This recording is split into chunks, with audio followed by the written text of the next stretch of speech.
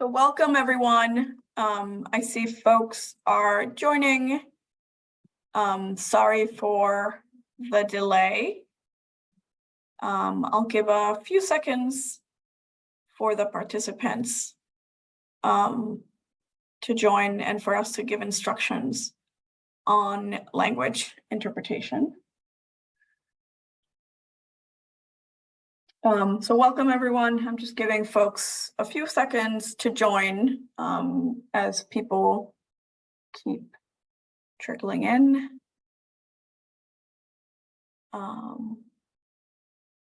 Okay, I think this is good. So welcome everyone. Welcome to meeting number 13 of the Environmental Justice Council. My name is Maria Belén Power, and I'm the Undersecretary of Environmental Justice and Equity for the Massachusetts Executive Office of Energy and Environmental Affairs. And before we get started, there are some Zoom technical instructions and technical points to go over. And so I'll turn it to our amazing team at ERG and Kessel John. Thank you, everyone, for joining us, and I have some logistics. So first of all, we are offering 10 verbal languages and ASL. You can use... Kessel, you're breaking up a little bit. And the slides just went. Apologies, let me reshare. Cool, thank you. All right, it's loading. There Yep, we go. I think you're good now. Wonderful. So people who are speaking English, please select the English channel so you'll be able to hear any translated comments. Anyone else, you should be able to select your channel by clicking on the globe icon at the bottom of your Zoom control panel. If you're making any verbal comments today, and our council members, this applies to you as well, please speak slowly so our interpreters can keep up. If you are deaf or hard of hearing, please raise your hand and put a comment in the chat or Q&A box, and we can promote you to a panelist so you will be able to communicate with our ASL interpreters. Audio is available through your computer's speakers or by telephone. To switch to phone audio, click on the upward arrow next to the audio option, select Switch to Phone Audio, and follow the instructions provided. Please put any questions you would like addressed by the council into the Q&A box, or you can raise your hand. Use the chat box for Zoom technical difficulties, or you can email meetings@erg.com with any logistical questions.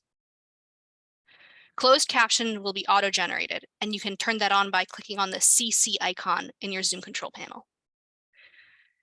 Also, just so everyone knows, this meeting is being recorded.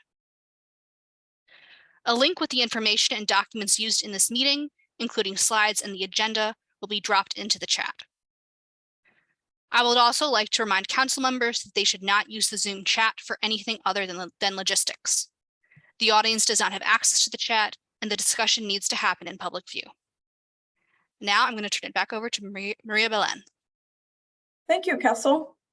So now we're going, if we could go to the next slide, we are going to go over the agenda. We will have roll call and approval of the minutes from our last meeting. We will have a period for question and comments at the very beginning of the meeting, and response to comments where appropriate. And then we will have a discussion of the Climate Pollution Reduction Grant.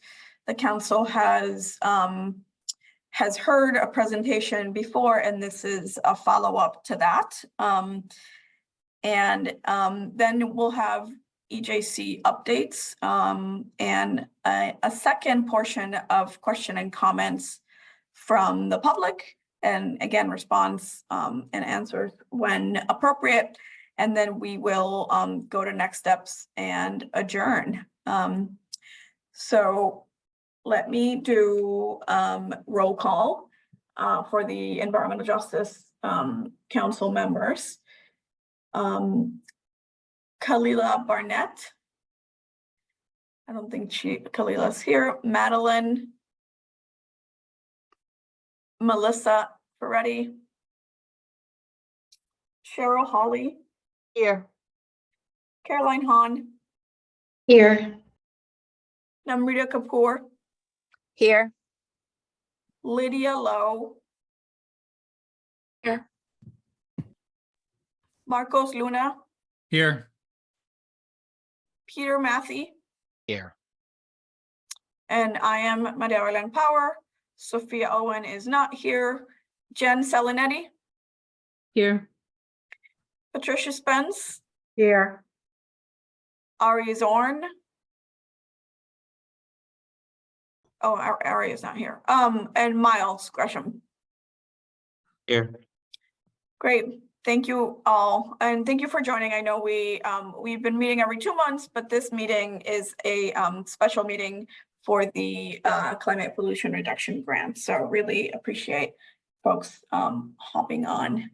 And so now we can go to the next. Oh, no, sorry, we're doing the minutes.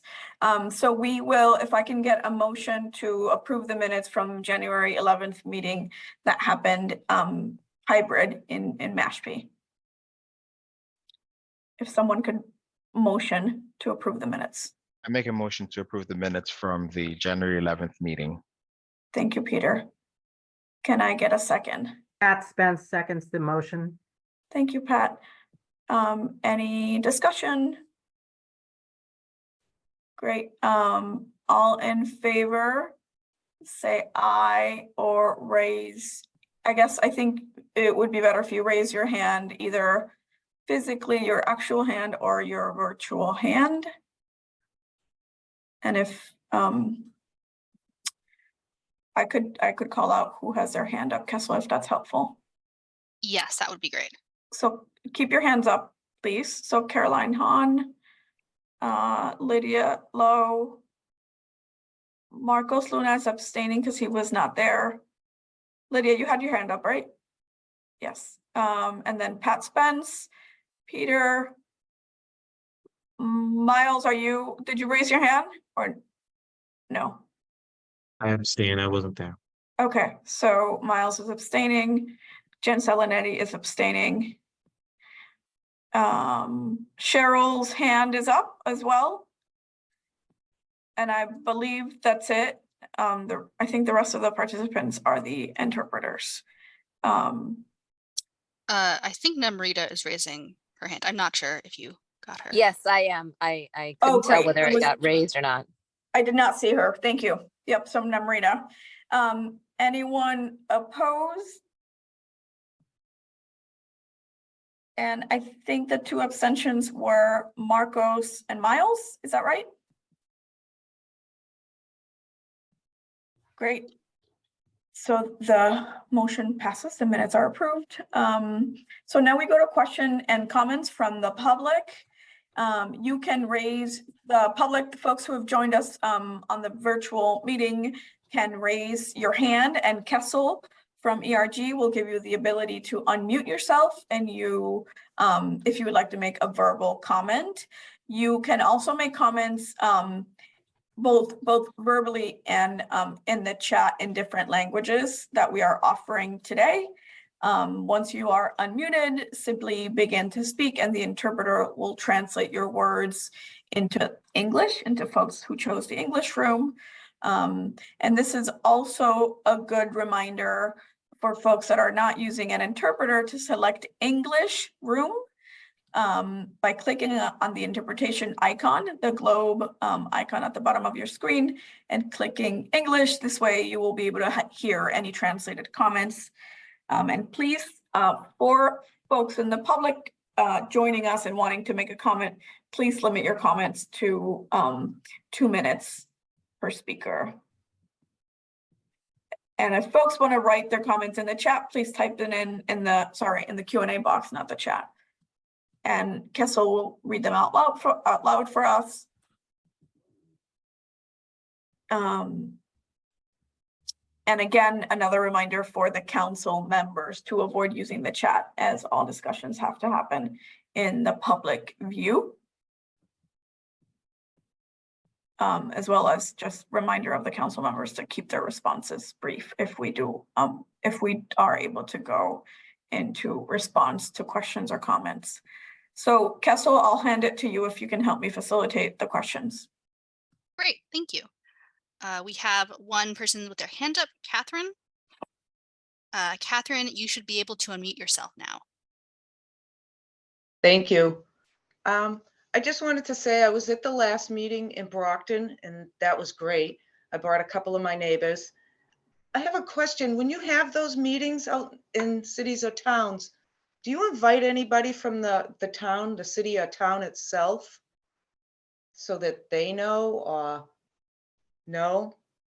Yeah, so why don't we listen to all the comments and questions and then I can answer your Thank you. question, if that's okay. Thank you. Thank you. Thanks. Anyone else, Kessel? Nobody has raised their hand and there are no questions in the Q&A box. Great, so the to answer your question, Ms. Rodriguez, there for the Brockton meeting, we do, and actually for the other meetings we have as well, contact the municipality as well as the state representative. So I don't know if you remember that state rep Michelle Dubois was there and she gave a few welcoming remarks as well as a comment during the public comment portion of the meeting, and the municipality was invited and aware of the meeting. Actually, at one point it was an option to host it at City Hall, but we that ended up not being the case, but they did know and were invited to the meeting. And if folks who want to submit questions afterwards, they are also welcome to do that. And you can email meetings@erg.com. And there is also a link. Kessel, I don't know if we can put the link in the Q&A chat for folks to submit questions if they have questions they want to put in writing. We can put that in the chat. Great, thank you. So now we will go over, I will invite my colleagues at the governor's office, at the Office of Climate and Resilience. And we are joined today by Jonathan Schrag. Jonathan, I believe your title is Deputy Climate Chief, and we are also joined by his colleague, Diana Jade. So I will pass it over, and I believe Chief Hoffer is not here, right? That is correct. She sends her regrets. Thank you, Undersecretary. Great. So I'll pass it to you, Jonathan, and our colleagues at ERG will share slides for us. So over to you, Jonathan. Thanks so much. Diana's going to do most of the talking. She's done most of the work. I just want to say hello to everyone and thank you all for gathering for this special meeting. We are operating under a EPA deadline, and so we're very grateful for your time in the evening and for your engagement. Before Diana gets stuck into it, I want to just highlight some of the engagement that we've had focused on environmental justice issues and under the terms of this federal grant, what the US EPA calls low income and disadvantaged communities, which is their term. Working backwards in time, we've held two special meetings, February 1 and February 2, that were relatively formal and translated in multiple languages with invitations out to over 600 people, over 100 participants. We met 4 times in October, November, December, and January with the Justice 40 and Equitable Investment Group that Undersecretary Power has convened, which brings together between 30 and 40 environmental justice organizations to talk about the same material at different points of development, as we'll talk about tonight. We held a call with 25 gateway cities, sustainability or mayor's office officials to talk about the program and get their perspective. We reached out to areas that are of particular importance because of the geography of the state and other aspects of this grant, in particular, the Berkshire Regional Planning Commission. We had 2 meetings with their staff. We've held monthly meetings with a collection of trade unions, both the Boston Building Trades, Darlene Lombos, and also the Massachusetts Building Trades, IBEW, AFL-CIO. And we held individual meetings with advocates and in the environmental justice space on particular issues of interest to them. Just a handful, Greg King, Browning the Green Space, Groundwork Lawrence, Mary Wambui, Boston Green New Deal, on various topics related to energy burden and environmental burden to help inform our work. I would say that in a broad way, this work has been transformative for how we think about and plan our investment and our approach to climate. It has genuinely centered a focus on environmental justice and the benefits to environmental justice, low-income disadvantaged communities. You'll hear more about that as we get into our implementation grants. But I think this is really an important change that has worked hand in glove with all the work that Undersecretary Power is doing at the state level. So with that as preface, let me turn it over to my colleague Diana Jay, who will talk about the Priority Climate Action Plan that is due March 1st, and then we'll get into the implementation grants. Diana? Great. Thank you, Jonathan. And hi, everyone. And this is my first time joining the Environmental Justice Council meetings, so I'm really glad to be here. And yeah, I will first start with just recapping an overview of what is the Climate Pollution Reduction Grant. I think if you can go forward 2 slides, probably. Yeah, okay. I know some people have heard this before, but to make sure we're on the same page, the Climate Pollution Reduction Grant is a 3-phase program administered by US EPA, and we're currently in the first phase. I'd say first and entering the second at the same time. So the first phase is a prioritized planning push to identify near-term, high-priority, implementation-ready measures that both maximize greenhouse gas reduction while also advancing benefits and equity across the state. And we're required in this stage to produce a prioritized climate action plan, which we call the PCAP, the PCAP, and that's due on March 1st. Following the PCAP, we then submit funding applications to move forward and implement a handful of priorities out of that priority plan. And by late spring, we're going to begin phase 3, which is the comprehensive planning phase. And this is really an opportunity for a much deeper planning process, a comprehensive planning process that covers all actions that we are doing across the state to address climate change and engage with communities across the state. So we, as Jonathan said, we're in this kind of sprint right now with the deadline of March 1st to get the report to EPA. And we're really excited to share it with you after many conversations and work. So that's what we'll be covering mostly today. Is this what is in the draft report and hearing feedback, and also our ideas and proposals right now for the implementation grants. So for the next slide, the CPRG is guided by these 3 main goals from US EPA, which is first to maximize greenhouse gas reduction. As Jonathan said, the second goal is alongside of the Federal Justice 40 initiative, that overall benefits of certain federal investments flow to disadvantaged communities, including those overburdened by pollution. So this is a major goal driving where the funding will move for the Climate Pollution Reduction Grant, and the direction of the planning process is the benefits to low income and disadvantaged communities.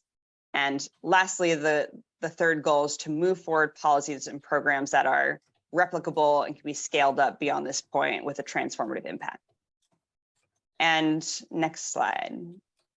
Great. So I'm going to talk through 9 priority climate action measures, which are the substance of this plan. And to frame that, we are focusing on the sectors that emit the largest amount of greenhouse gases in the state because of the nature of this being the prioritized plan. So we're going to focus primarily on transportation, buildings, and power for that reason, for that they generate the greatest amount of climate pollution. And as I mentioned, we will then broaden to the full, to all aspects of the state and the economy in the comprehensive planning phase. So I want to start first with transportation. If you go to the next slide. So our first priority measure here is in the transportation sector, we have 3 measures. The first is to adopt zero or low emission medium heavy duty vehicles. And this is a measure that's focused on transit vans, delivery vans, trucks, school buses, heavy duty transit buses, and aims to increase the adoption through vehicle incentives, charging infrastructure support, and technical assistance. The second measure in the plan is to adopt zero or low emission light duty vehicles, passenger vehicles. Right now, light duty vehicles make up the bulk of transportation emissions in our state. So through rebates, procurement, and charging infrastructure development, we aim to rapidly accelerate the transition to zero emission vehicles. The third priority action measure is to increase alternatives to personal vehicle travel, which is often called mode shift. And in this category, we have 2 prioritized projects. So the first is to increase short distance transportation alternatives. So we're looking at increasing e-bikes, passenger van services, as well as safe road and trail infrastructure to support this travel. And secondly, this measure focuses on expanding rail service and electrifying rail service. So including rapid transit, commuter rail, and particularly accelerating the implementation of West-East rail through investing in rail station upgrades. Next slide. So the next set of measures will be in the building sector. We're looking first as buildings after transportation are the largest source of climate pollution from heating, cooling, and powering our buildings. And again, we have 3 measures here.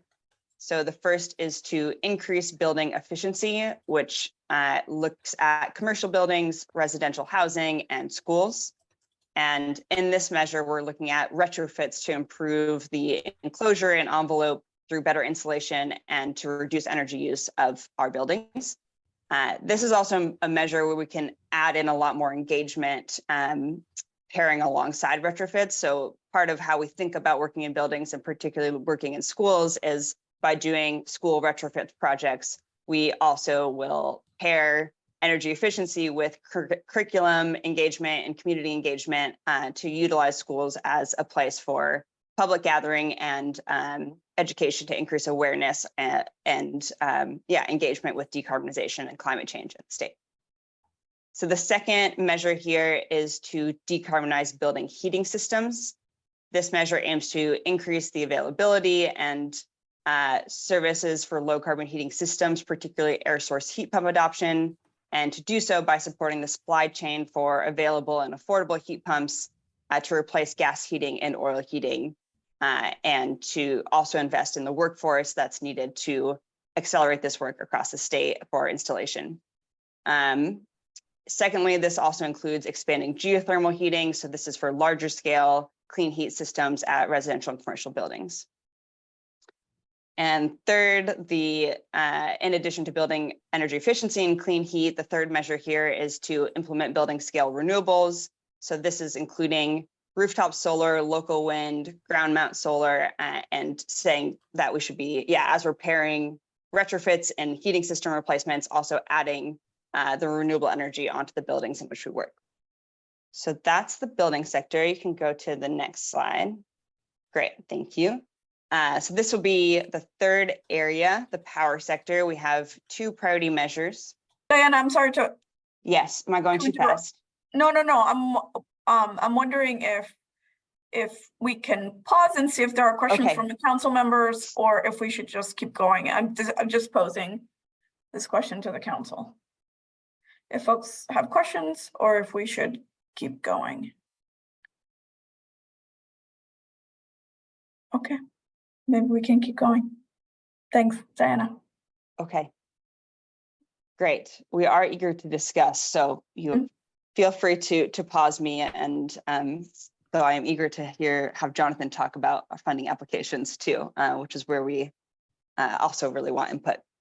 So I'll keep going. On the power sector, we have 2 priority measures. The first is to develop new renewable energy facilities. And we're particularly looking at accelerating offshore wind development by way of investing in port infrastructure in order to open up new offshore wind areas such as the Gulf of Maine, as well as secondly, to increase utility scale and community scale solar development through technical assistance and incentives. Secondly, the next priority measure is to maximize the utilization of clean energy, which means increasing the efficient use of all the energy that we have, as well as the new clean energy onto the grid. In this area, we're looking at 2 priority projects, including first, the development of municipal microgrids that increase resilience, and to do so by providing municipal leaders with the technical and financial assistance to develop energy resilience hubs and assets, particularly looking at critical public facilities such as community centers, as well as hospitals. And secondly, in this measure, we are also focusing on electric grid investments to target inefficient operations that will result in the reduction of loss of power through distribution and transmission systems. And go to the next slide. This will be our last measure of the 9. So the last measure is to enhance carbon sequestration solutions. And this is a measure that can also pair with many of the measures that have been discussed before, so such as pairing with the buildings, the work on buildings, but this measure aims to enhance carbon sequestration in natural and working lands by forestry restoration and preservation, and to increase tree, shrub, and grass planting projects in urban areas. And you can go to the next slide. So to put more context to what Jonathan opened with and the goals that I mentioned for this grant program from US EPA is that US EPA has mandates and encourages benefits for this program to flow first to low-income and disadvantaged communities, which is a federally defined term that is defined by communities who experience high burden, the highest ranking burden over areas of climate change, energy, health, housing, pollution, transportation, water and wastewater, workforce development, and income. And it's the goal of this program, which are the communities that are defined federally as low income and disadvantaged communities, are the ones that are marked in green on this map. And the goal of this program is to design programs that actually target the benefits first to these communities. So we're also doing in this project additional analysis and additional mapping through how are these burdens experienced across our state, and how can program design move benefits first to those communities. So for example, we're developing some additional maps that we didn't have ready in time for this presentation, but we're mapping, increased highway transit and where there's the highest concentration of medium heavy duty transit that results in emissions from trucks, such as including at warehouses and airports, and that is informing how we're moving forward on these programs.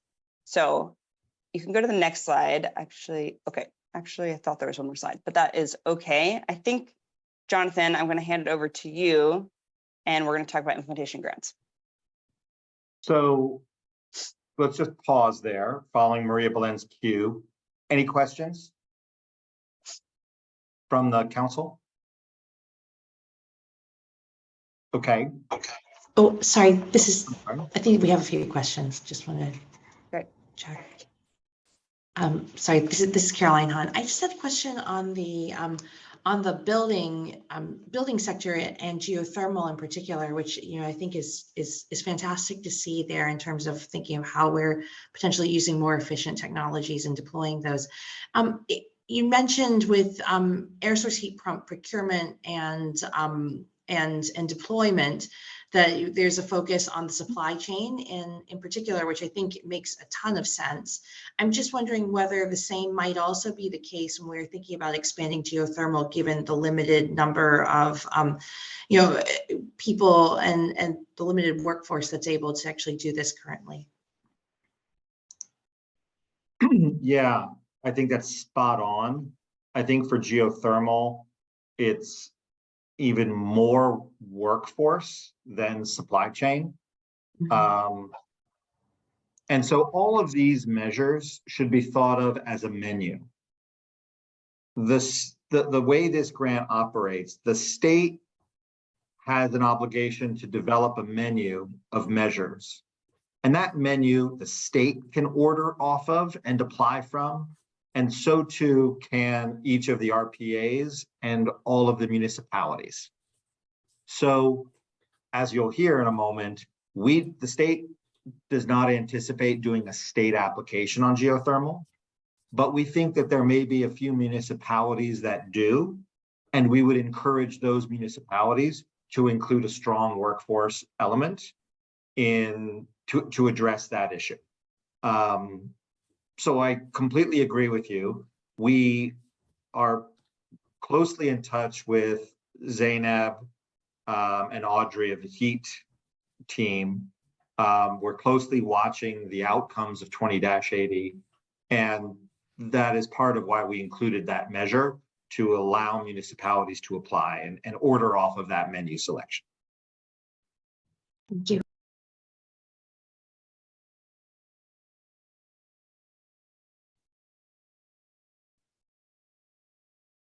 Okay, Anyone Any- else? Sorry, Jonathan. not at all. Yes, this is Patricia Spence. I did have my hand up. Yeah, for folks, Pat, and others, feel free to just jump in and interrupt us. Oh, okay. I don't know the housing stock of Springfield and Worcester, but being from Dorchester, looking at the triple decker housing stock when we're looking at increasing solar, does that include a triple decker with a flat tar roof? I'm not up to date on the technology. So I think it would, yes. I think that the economics of an individual project may prove that like the larger warehouses may be more cost effective for a single development or for a municipality to develop a program around. But it would certainly, from Dorchester, those kinds of roofs are certainly eligible. One other background criteria that's important for this grant is, are you filling an unmet need? Are there other funds that could be used? And for the situation that you described, I think the Solar for All program, addressing residential, moderate and low income housing, affordable housing, in the Solar for All, we have applied for $250 million in that program. We expect to get an answer next month. And so I think when the state was evaluating options, one reason why we may not have prioritized that was because we knew we had a Solar for All application before EPA. And it would be sort of double dipping, if you will. Oh, that makes sense. And just the second question, this is very vague, but is there a need for, in any of what you just presented, is there a need for infrastructure security? I'm thinking of cybersecurity, all of those things. In some of these projects, I don't know if this applies or not. No, it does. You're absolutely right. It feels like it applies to everything that's going on these days. Well, it probably applies to our meeting right now. So I think the answer is yes, both cybersecurity, physical security, and more practically, electric grid modernization upgrades. That's what I'm thinking. Undersecretary Power has, whole teams of people that work with her who are focused on that. One of, and we consulted with them and conferred closely on that. First, so much of these are about electrification. So much of the state's decarb strategy is about electrification, that grid upgrades underlie everything that we do. They are also largely the responsibility of the electric utilities. And I think there was a certain hesitance to go out for federal money and then turn it over to electric utilities to spend in the way that they might spend, not really as a state program. We're not really able to have like, state engineers go out and fix the grid. It's the utility that owns and operates. So that was part of why we both recognized the importance, the crucial importance of grid mod, but also thought that it might not be a perfect fit for funding for this measure. Thank you so much. Not at all. Thank you for your very thoughtful questions. So we've talked about like what we're not ordering off of the diner menu. Maybe we can turn to talk about what we are. I think there was one other question. Lydia, you had your Great. hand up? Yeah, so this is a pretty basic question. Would this, is the way that this would work is there's the US EPA, the state applies and has these focuses in mind, and then that funding hopefully comes to the state with this menu of possible focuses, and then cities and towns apply? Let me clarify. Thank you for your question. So we submit this plan March 1st, which is the menu. And then April 1st, the state and cities and towns have a deadline to apply for the implementation grants. And those grants are divided into, I think, 5 different tiers, ranging from $2 million to $500 million. The total pool of funding available is about $4 billion. And applications within each tier compete against each other.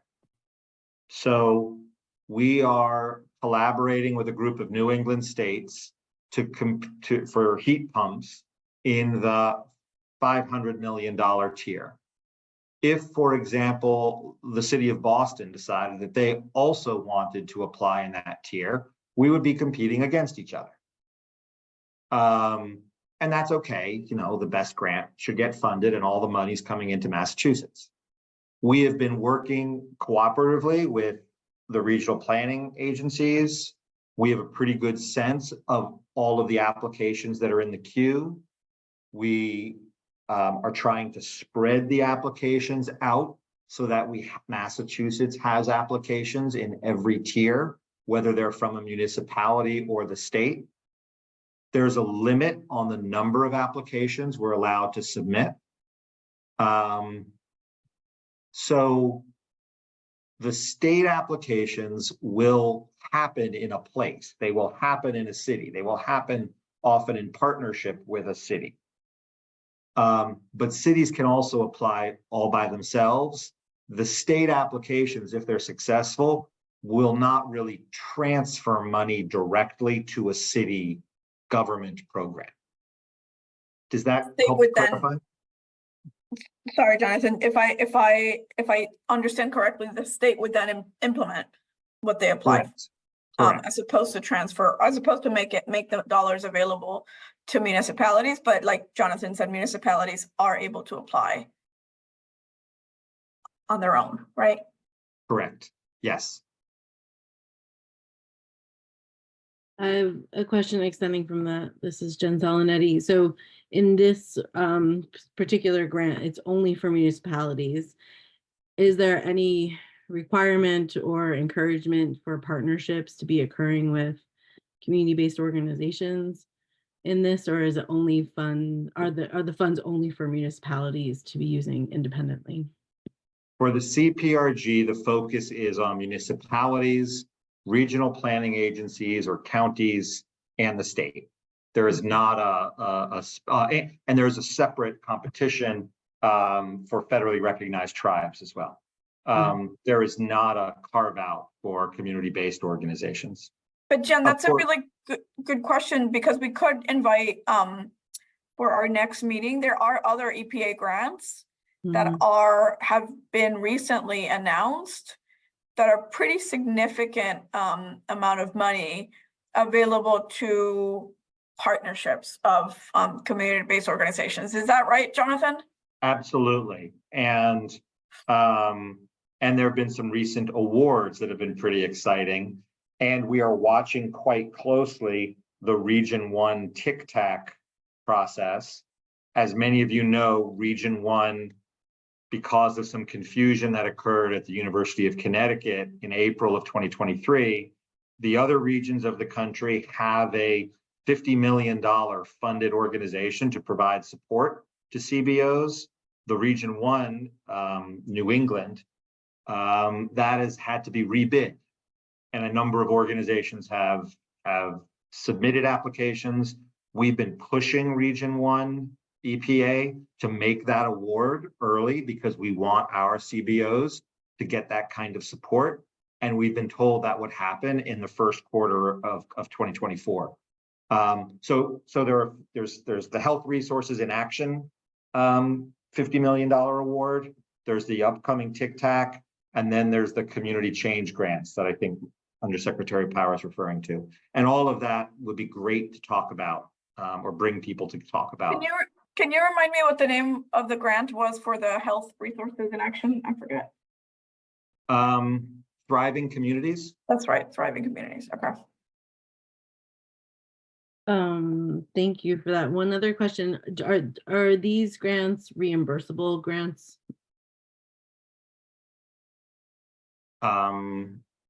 I'm not sure.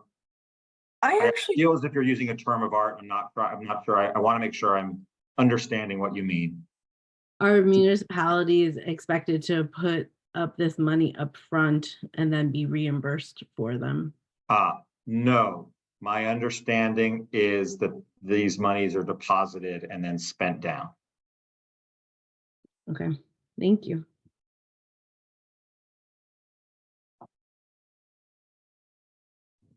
What is tic-tac? Ooh, what does that stand for? that's the technical assistant. It basically is technical assistance, but I don't, it's spelled TCTAC, I believe. Yes. And I don't know what the TC first stands for, but it's Technical Assistance Center. The Yeah. United States is divided up into 11 regions by US EPA, and each one got $50 million to award to a non-for-profit university CBO type entity to provide support to other CBOs to, of an environmental justice nature in order to help them access the IRA, to help them compete for all the other programs. Thank you, Hannah. That's great. And all of the other regions got theirs in April of 2023, and Region 1, University of Connecticut put in a winning bid, but then the faculty member who had was leading the charge there up and moved to a different university, and US EPA Region 1 thought that it wasn't viable, and rather than giving the money to the second place finisher, they decided to reopen the competition, which took, as these things do, 6 or 9 months. So we are pushing EPA Region 1 to make this decision quickly so we can have those resources in hand. So I think there's, and Jonathan, correct me if I'm wrong, maybe I'm getting these confused, but I think there's 2 Thriving Communities grants. One is the Thriving Communities grant making program that Health Yes. Resource in Action just got, which is $50 million. And I think that application was submitted in partnership with ACE, Alternatives for Community and Environment. And then there's this tic-tac one that was chosen for Region 1, but then it had to be put out again for application, and that hasn't been announced who is going to get that grant. That one is for technical assistance, specifically, not grant making. That's right. So all of that together there's a lot of activity, and that makes a lot of sense for a future conversation around how to leverage all of these federal funds. Are there any other questions on this piece, or do we just spend a couple of minutes on the implementation grants?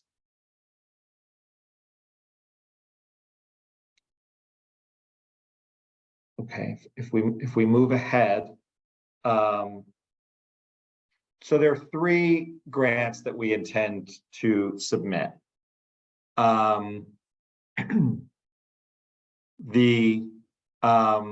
The 3 measures that we're planning to put in applications for funding include medium and heavy duty vehicle electrification, offshore wind port investments, and heat pump procurements. We'll talk briefly through the program design of each of these, and we want to hear a little bit of input from you, or as much input as we have time for, a lot of input, for how these programs should be designed really to maximize benefits for low income and disadvantaged communities. Let's go to the next slide, please. So this program is designed to provide support for fleets to electrify medium and heavy duty vehicles, class 3 through 8. So imagine the delivery van all the way up through the tractor trailer. Funding would provide a comprehensive suite of services to fleet operators making their initial investments in electric vehicles, incentives, technical support, and infrastructure. We're currently considering the best approach to fully engage low-income and disadvantaged communities, especially communities near ports, warehouses, and other freight distribution centers that experience the most traffic from these vehicles. The idea is to focus on small and medium-sized businesses that have between 10 and 50 vehicles, where creating a small electric fleet of 2 to 5 vehicles will help persuade the fleet operator that electrification works. Next slide, please. For heat pumps, this is a coalition application of New England states led by the Northeast Energy Efficiency Partnership to make installing heat pumps and heat pump hot water heaters easy and accessible for contractors and their customers. The program is designed to give a single distributor-based incentive to offer contractors rebates at points of sale and to ensure that those rebates go on to benefit customers. The program will also invest in workforce development and training to teach proper sizing, installation, and selection. And it will also have quick start grants to fund state or community-based projects based on the needs identified by a working group involving community-based organizations. Next slide, please. Finally, a coalition with the state of Maine to collaborate on offshore wind growth in the region. This will focus on port development in and around Salem, Massachusetts, and Searsport, Maine. Those 2 points offer strategic access to the enormous offshore wind potential of the Gulf of Maine. That's deeper water than most of the rest of the eastern seaboard and requires a different kind of port infrastructure to support floating wind turbines. The project will focus on development of port infrastructure with significant workforce development elements in that gateway city for new jobs in the port and offshore. Now, the heat pumps and the offshore wind applications are coalition applications. So for offshore wind, we are working with the state of Maine, and for the heat pumps, we are working with 5 other states. So we have significant influence there, but we are not the only author in those applications. The medium and heavy duty vehicle application is our own, and we have the pen on that entirely. So we're eager for your input.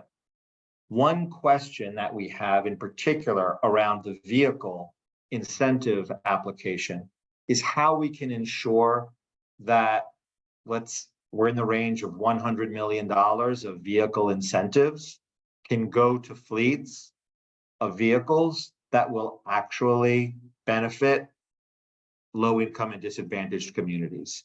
How do we make sure that those vehicles are the ones that are in fact moving through those communities? That's one of the questions that our team is thinking through in particular, but we're open to any feedback and as many questions as you have. Thank you.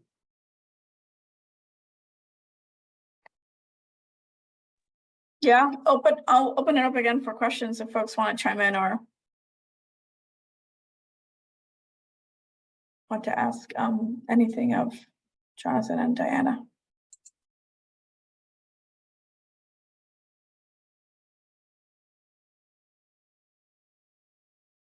Okay.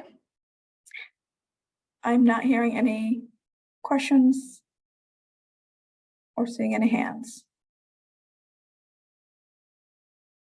Caroline. You're muted. Sorry, it's just, I was on mute here. You know, Jonathan, thank you for taking us through that. I was just thinking of your question around making sure that the fleets are getting the, you know, the electrification grants are going to the right fleets that are going to the right places. And I wondered whether there may be, and I'm not exactly sure if there'll probably be some cutoff around the size of the business that would be running that size of the fleet, but you know, to some extent, maybe in the areas where they're applying to be a part of this, they may be able to submit some of the data from various tracking of the routes that they normally take or the customers that they're serving, whether they're delivering there or something that may be able to help provide and support that data. Because I think you're absolutely right that just because there's a lot of drive-through, I suppose that creates a tremendous number of emissions there. So I'm just thinking about how for a business can actually support with data that they are where they are and the number of miles and the cumulative emissions that they're leaving behind in environmental justice communities.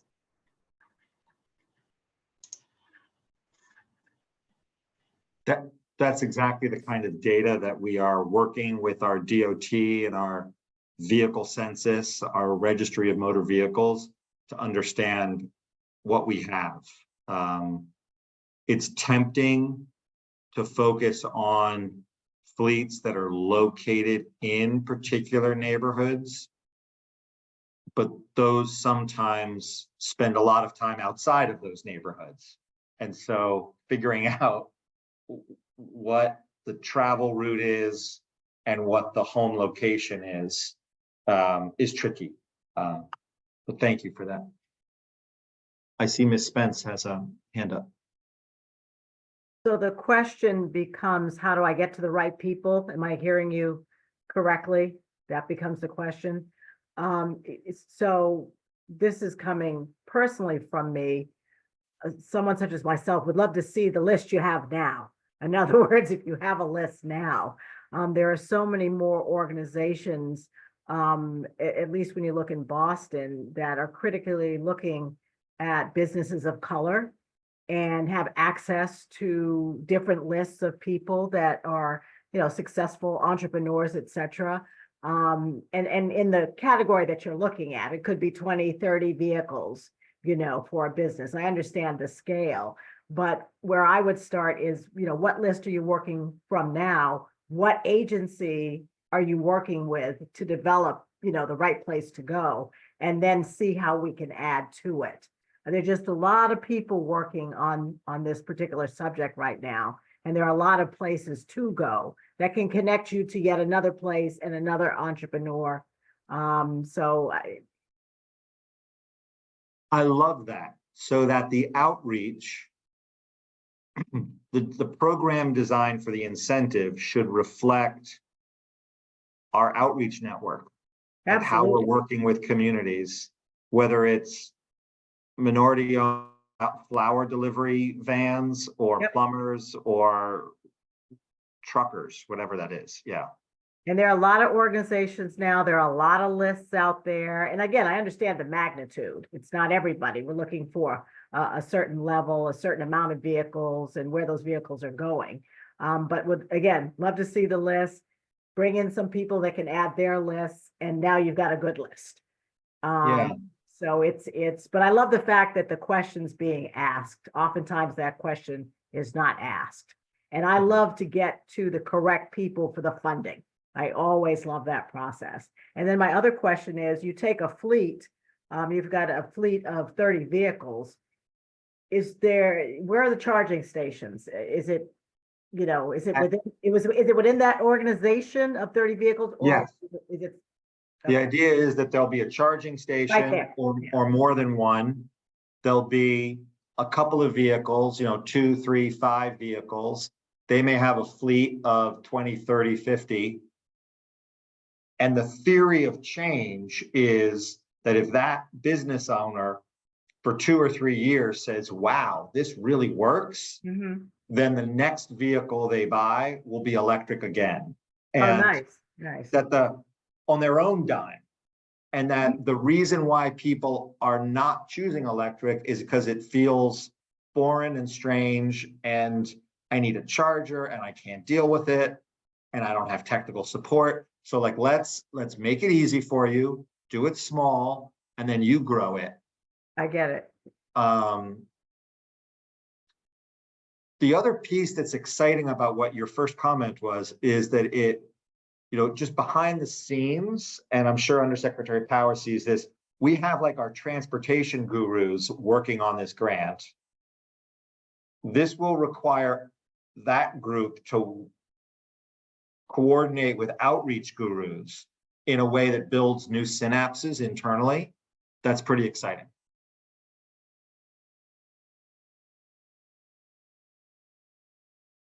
Thank you. I think Peter has his hand up. Yes, Undersecretary, thank you so much. Jonathan, thank you for sharing this as well. And I'm reaching back to Peter Mate, obviously, reaching back to a comment you had made about the challenge of dealing with, folks driving from one place to another and isolating the target deployment. And I was wondering what your thought process was around how you're working with the Department of Transportation, utilizing data like high traffic congestion, air quality metrics, if that's being measured, and and engaging adjacent sources of data to help triangulate some of these areas that might be hotspots that might deviate slightly from just the areas you're looking at. So transitory hotspots, so to speak. Yeah. Why don't I talk about MassDOT? And Diana, do you want to talk a little bit about CGEST and some of the mapping and the work that ARUP is doing on the health side? Do you want to start with that? Sure. You want me to go first? Yeah, why not? Yeah, well, I'll say I love the previous comment, because I think that was Ms. Spence. I think you were just a few paces ahead of us thinking about how to target through our networks and through engaging. And I think the stage that we're at right now is in the mapping process. So yes, CGEST was what Jonathan just said, is the Climate and Economic Justice Screening Tool, which is a federal mapping database, and particularly on transportation. The database screens exposure to diesel particulate matter, as well as just, I think, proximity to increased transit. So we're actually kind of looking through the database saying, where can we look at mapping and say, where is there the highest exposure because of both, light duty passenger vehicle proximity, as well as like dense, I guess inventory, or why is this word escaping me, but ports and places in airports where there's also high truck traffic, and using the mapping tools to actually build that sense of our understanding across the state. And then that map, we take that and use that to inform how the program is prioritizing distributing investments kind of spatially with that tool. So that's part of the process. And we're currently working on those maps and getting support from a technical consultant with ARUP, and that'll be part of the final priority climate action plan. And we've done some previous work.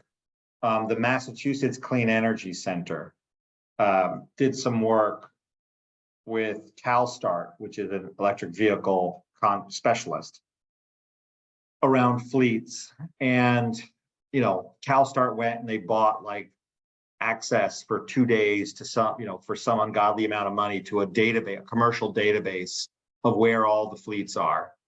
And we have the output of that, a map that shows the concentration of vehicles, of fleet locations across Massachusetts. I'm not allowed to share slides, share my screen, am I? I think you could You be. can share your screen. I'll stop sharing. Okay.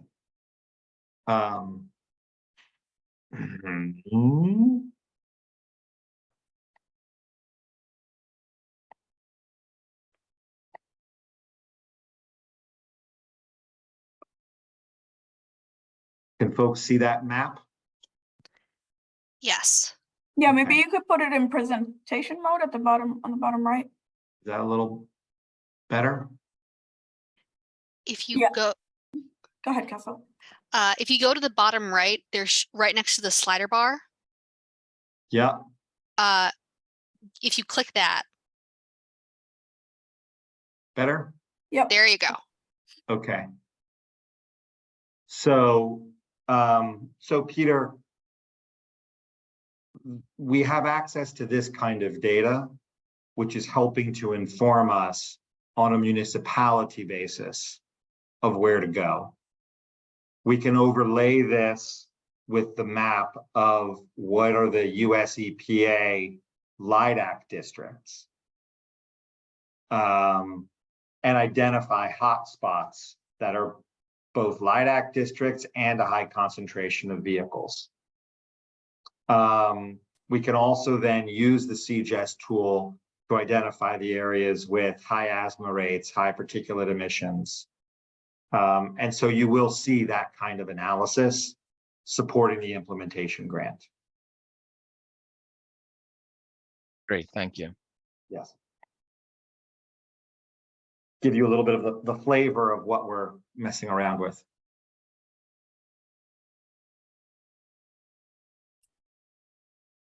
Are there other questions or comments from the council, from council members? We will have an opportunity for another comment and question from the public. So maybe, Jonathan, I don't know if you can stick around a little bit. Yep, If there are. Absolutely. Let me just give due credit, as Undersecretary Power knows, the Department of Energy Resources those are the gurus who are really pushing, the experts who are really pushing the implementation grants.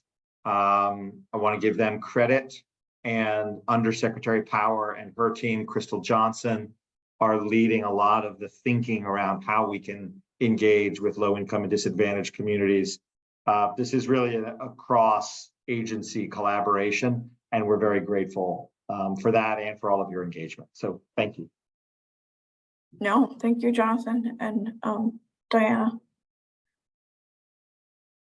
So I think we can updates and announcements. I don't have any big updates and announcements aside from our next meeting is again on the second Thursday of the month in March, and it will be in Worcester.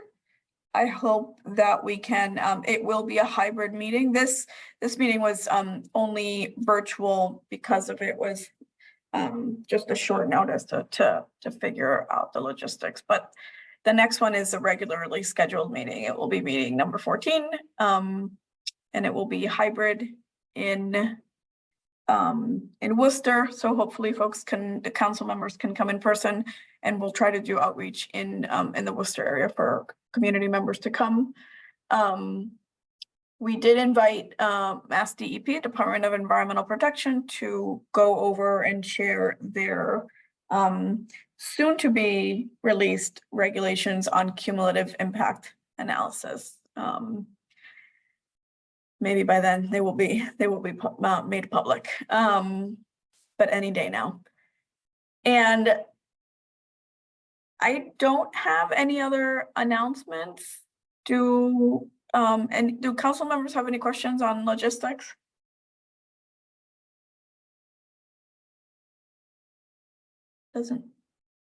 I don't hear any questions or comments. So now we can move to the second portion of Q&A, comments and questions and answers where when appropriate. So Kessel, if you can help me facilitate that, so folks the public can raise their hand, and Kessel will give you the ability to unmute yourself. And if you would like to write your question in the Q&A box, you can do that as well, and Kessel will read it out for us. And we'll take the questions first and then answer the ones that we can after all the questions after all the people have been called or the questions have been read. So Kessel, I'll pass it to you to help us facilitate that. Thank you. I see Julia Thomas has raised their hand. Julia, you should be able to unmute yourself now. Hi, can you hear me? Yes, we can. Okay, great. I wrote something, so I'm going to read it quick though, but it's a couple paragraphs. So my name is Julia Thomas, and I'm a co-director of the Clean Berkshire Collective, which is a newly formed environmental justice group here in the Berkshires.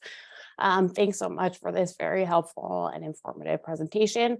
Jonathan, you mentioned that you have had some meetings with the Berkshire Regional Planning Commission, and I would be curious to know what they were about.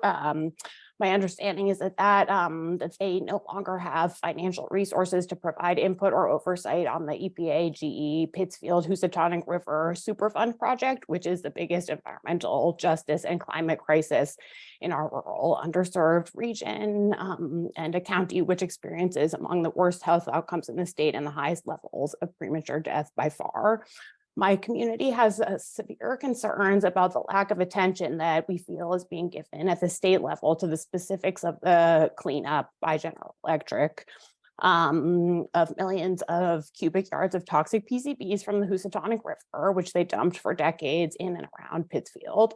As you may know, in 2020, a settlement agreement was reached by a number of parties, including EPA, GE, the state, and a handful of select board members who voted behind closed doors without any community input, allowing GE to create a local toxic waste dump above an aquifer in the town of Lee for contaminants under a certain threshold, rather than ship out all of the contaminated materials or explore any bioremediation technologies.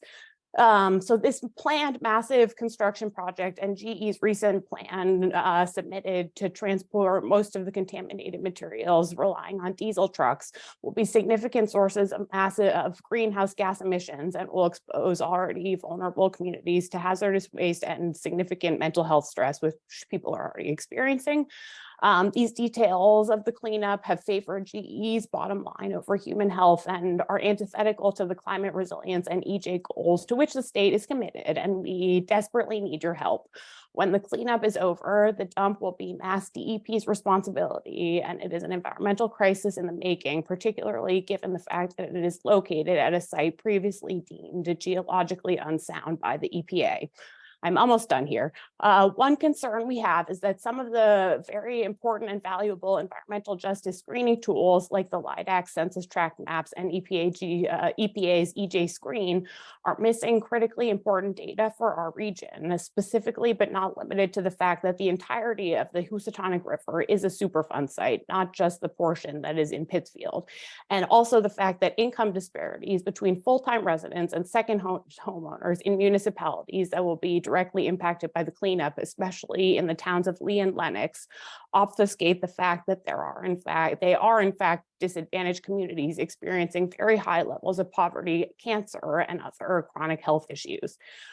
We really need your help, and tonight I would like to know what Mass EJC's position is on the cleanup and how we can work with you, with Mass DEP and EPA to turn this whole thing around, beginning with a cumulative impact assessment and also a revision to existing screening tools to ensure that they adequately account for the fact that the communities most impacted by this cleanup are in fact EJ disadvantaged communities. Thank you.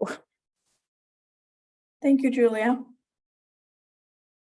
Thank you for your comment and your Thank you. question. Thanks for the opportunity. We'll take all questions first. And I would definitely like to follow up, Julia, after this meeting. Kessel, do we have other folks with their hands raised? We don't have anyone else with their hands raised, but we do have some comments in the Q&A box that I can read out. Okay. All right, so we have a couple from David Dow. The first one is, oh, and I'd like to apologize in advance if I mispronounce any words. I have concerns about the high cost of treating wastewater on Cape Cod to remove end pollution that is polluting coastal embayments via sewering or innovate/advanced septic systems. Another comment is, on Cape Cod, we have a grant for free fare for seniors on public transport buses to aid travel for EJ population / folks who can't drive to shop or go to meetings.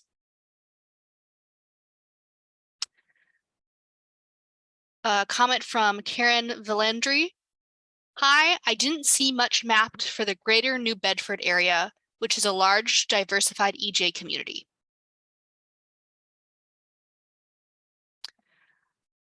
David Dow has a comment that says, Yearling Meadows, where I live, has underground utilities, but we often have power outages due to the above ground power grid structure on our major roadways. Could these be replaced to have underground electricity transmission in this grant program?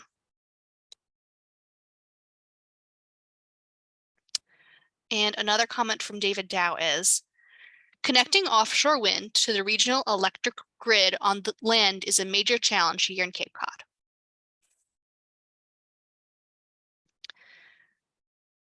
Angela Panacione, I apologize if I mispronounced your last name, said, this is my first meeting.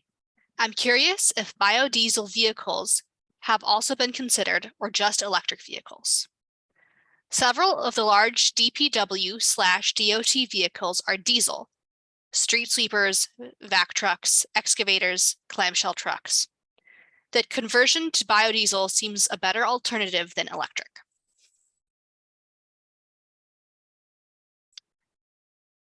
Next, David Dow commented, the Cape Cod Climate Change Collaborative has a faith communities environmental network that convents climate action dialogue into action on the ground. UUFF SEAC is a member of the FCEN entity. And finally, an anonymous attendee said, what types of entities, for example, public, nonprofit, private, etc., are eligible to apply for CPRG early implementation grants? Thanks, Kessel. Great. So, And sorry, quickly, I would like to remind all of our speakers to speak slowly so our interpreters can keep up. thank you. Thank you. So, the first one, Jonathan, I don't know if you're able to, or maybe we can follow up with the commenter after the meeting, but the Berkshire question, I mean, I would like to follow up with Julia about her comments, but just wondering about the Berkshire engagement that has happened. And again, we could follow up after the meeting if that's better. I'm happy to provide a quick response. And first, Julia, I spend as much time as I can in Sheffield, Massachusetts, on the banks of the Housatonic, where my children swim and we canoe. So I'm very aware of the issues around GE out there. Let me say that my conversations with Berkshire Regional Planning Council had to do with the CPRG application, focused on greenhouse gas emission reduction opportunities, the building sector needs, and the transportation sector needs, more than the local environmental oversight that the GE plant requires.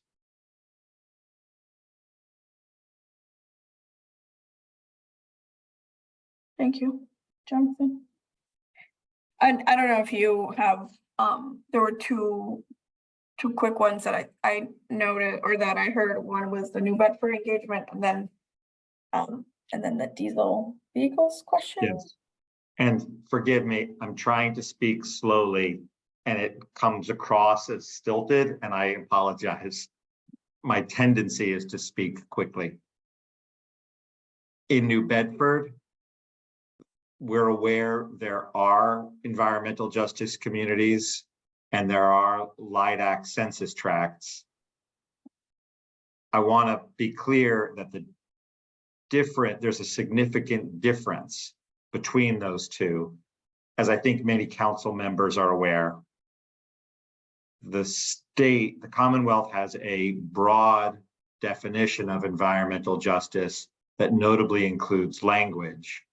The federal government does not. It has a narrower definition. And in order to achieve an apples to apples level grant application competitive process, we have to use the federal definition. That does not indicate a policy preference on my part, or I think Undersecretary Powers' part. It is just the language that they make us speak in and the maps and the analysis that we have to do. But we have online our priority climate action plan, which has as an appendix all of the census tracts that qualify as LIDAC, together with the municipalities that are attached to them. So there is a complete list online. And if you Google Massachusetts CPRG PCAP, you will get our PCAP, or you can contact us and we can share it. As far as the last question, municipalities, regional planning authorities, or state agencies, or other state instrumentalities, such as quasi-public organizations, Mass Housing, Mass CEC, these are the entities that are eligible to apply for the CPRG. My understanding is that the Metropolitan Area Planning Council will submit an application with Boston, Lowell, and I think Lawrence as a part of a focus on federally subsidized public housing electrification. The Central Massachusetts Regional Planning Council will do an application, I believe, focused on composting, waste management. The Southeast Regional Planning Council is uncertain of what their application will be at this time. There's interest in forest preservation from Western municipalities and municipal building electrification from the Franklin Regional Council of Governments, so Pioneer, sort of northern Pioneer Valley, northern I-91. And then there are the 3 applications that we've talked about. That's what I'm aware of, but people aren't required to tell me. That's just the information that we've been gathering. Jonathan, to add to just additionally to that, and for everyone, I did post in the chat the link that Jonathan was referring to. So we'd love any and all public comments through that link to our website, and our public comment period is open until February 15th.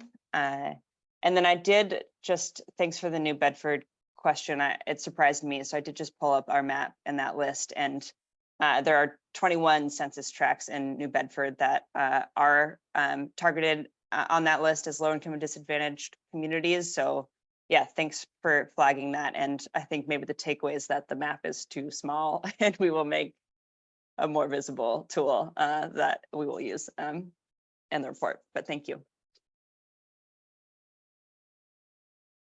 Thank you so much, Jonathan and Diana.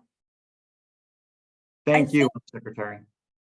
Yeah, we're getting close to 7:30, and I know we will lose our interpreters after 7:30. So I will move us to closing the meeting. Are there any other questions or comments from the council members before we close? Could be about CPRG or any other topic.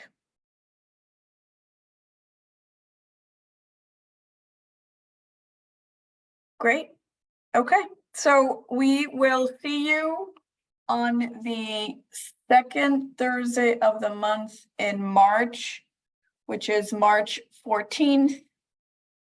Second Thursday of the month in Worcester, but we will send more details soon. And thank you all for joining this special meeting of the EJ Council. And thank you to Jonathan and Diana from the Climate Office for joining us. Thanks, everyone. Have a good night. Thank you. Bye, Thank you. everyone.